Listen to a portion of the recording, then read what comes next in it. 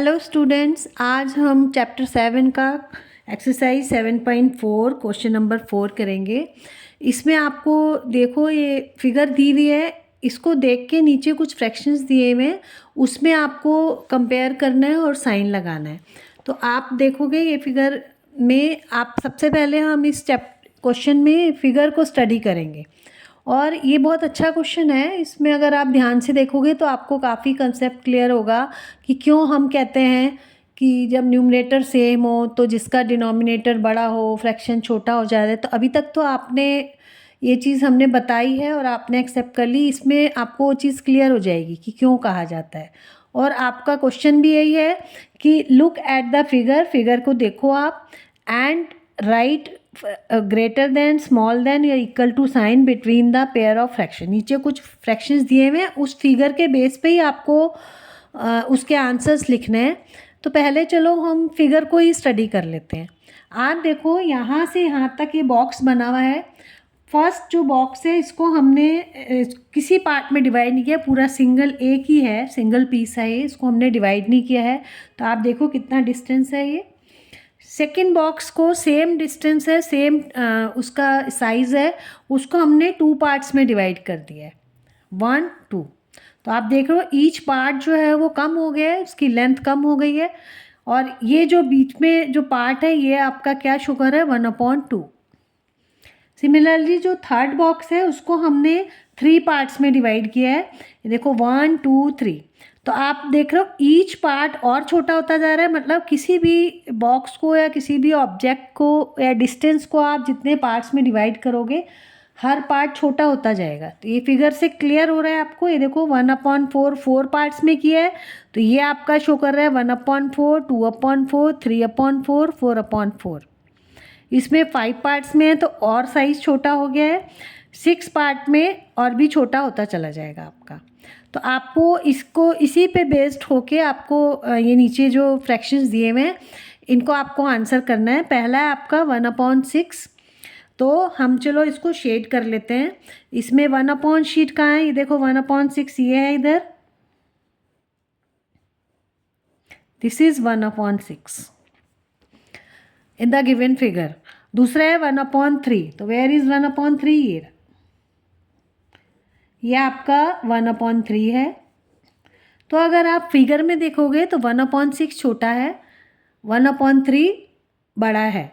तो हम क्या कहेंगे, 1/6 छोटा है, इस तरह साइन लगा देंगे।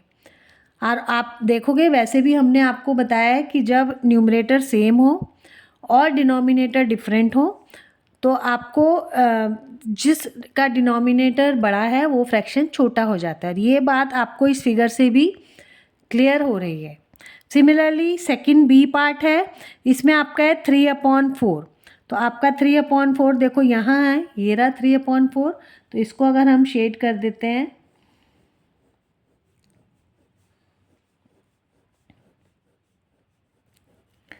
ये जो रेड पार्ट दिख रहा है जितना भी आपका, ये आपका सारा क्या है 3/4। दूसरा फ्रैक्शन है 2/6। तो 2/6 यहाँ तक है आपका। तो हम इसको ब्लू से कर देते हैं। ये देखिए यहाँ तक 2/6 है आपका। तो कौन सा बड़ा है, 3/4। ये देखो क्योंकि वैसे भी ये क्योंकि 4 पार्ट्स में डिवाइड है, टोटल डिवीज़न 4 ही हैं इसके। तो जो नंबर ऑफ ये जो डिस्टेंस है वो जो फ्रैक्शन में, हर फ्रैक्शन में जो डिस्टेंस है वो बढ़ जाएगा।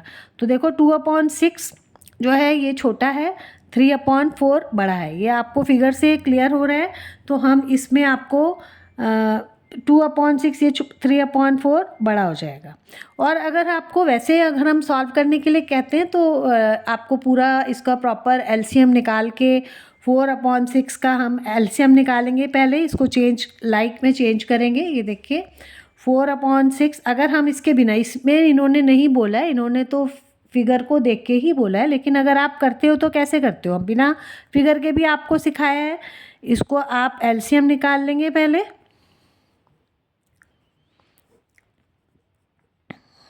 एलसीएम इसका आ जाएगा 2 × 2 × 4 दैट इज़ 12।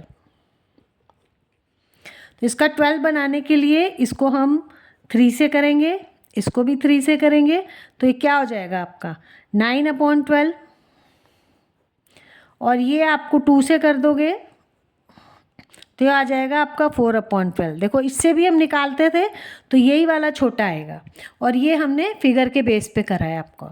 थर्ड फ्रैक्शन है, इसमें भी न्यूमरेटर सेम है, आपका 2 है और नीचे है, तो 2/3 कहाँ है, 2/3 आपका है ये रहा, यहाँ तक आपका ये 2/3 है ये सारा।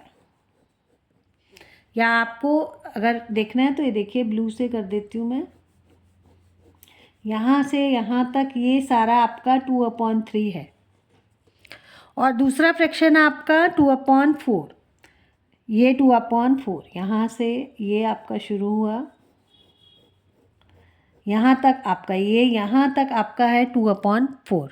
तो आप देख रहे हो ये वाला पार्ट बड़ा है, ये छोटा है, और आपका ये वाला पार्ट बड़ा हो गया, ये छोटा हो गया।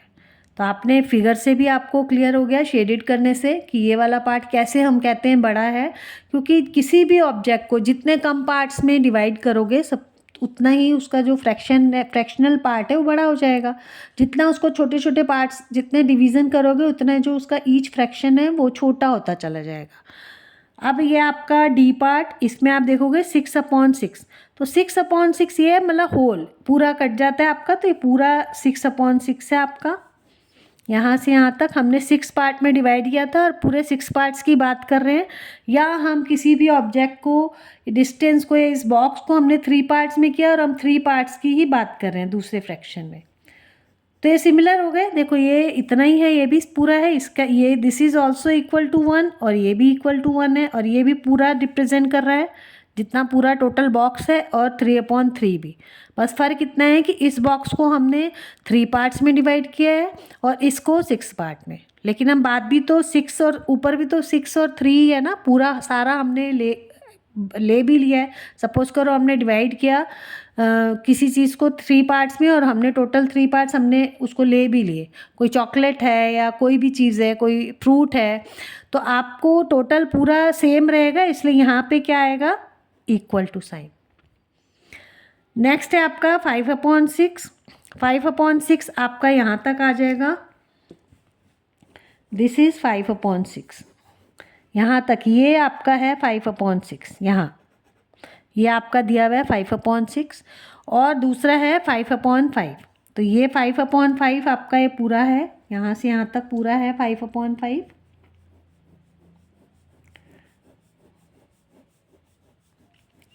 तो आप देखोगे 5/5 बड़ा है, फिगर में भी देखोगे ये छोटा है, तो आप 5/5 बड़ा कर देंगे ये ऐसे। और वैसे भी जब आपको बताते हैं कि न्यूमरेटर सेम हो, जब हम बिना फिगर के करते हैं तो क्या बताया जाता है आपको कि जब न्यूमरेटर सेम हो तो जिसका डिनोमिनेटर छोटा है वो फ्रैक्शन बड़ा हो जाएगा। तो आपको अभी तक आपने सिर्फ थ्योरेटिकली समझा था, अब आपको इस फिगर इस क्वेश्चन से ये चीज़ क्लियर हो गई होगी कि क्यों कहा जाता है कि जब फ्रैक्शन, क्योंकि जितना न्यूमरेटर डिनोमिनेटर में जितना बड़ा होता जाएगा उसका फ्रैक्शनल पार्ट उतना छोटा होता चला जाएगा। नंबर ऑफ जो फ्रैक्शन है ईच फ्रैक्शन वो उसको कम होता चला जाएगा। तो आपने देखा, इससे आपको एक कंसेप्ट क्लियर हुआ होगा आई थिंक, और वीडियो पसंद आया होगा। आप सबसे स्टूडेंट्स को मैं यही अभी भी एडवाइस करूँगी कि आप खुद से भी करके देखो, वीडियो देखो उसके बाद खुद से करो बैठ के, तभी आपको कंसेप्ट क्लियर होगा और मैथ्स समझ में आएगा। आपको सिर्फ देखने से मैथ्स का कंसेप्ट क्लियर नहीं होता। मैथ्स एक बहुत इंटरेस्टिंग और इजी सब्जेक्ट है, अगर आप उसको प्रॉपरली समझ के करो और खुद से करो, जितना आप प्रैक्टिस करोगे उतना ही आपको समझ में आएगा।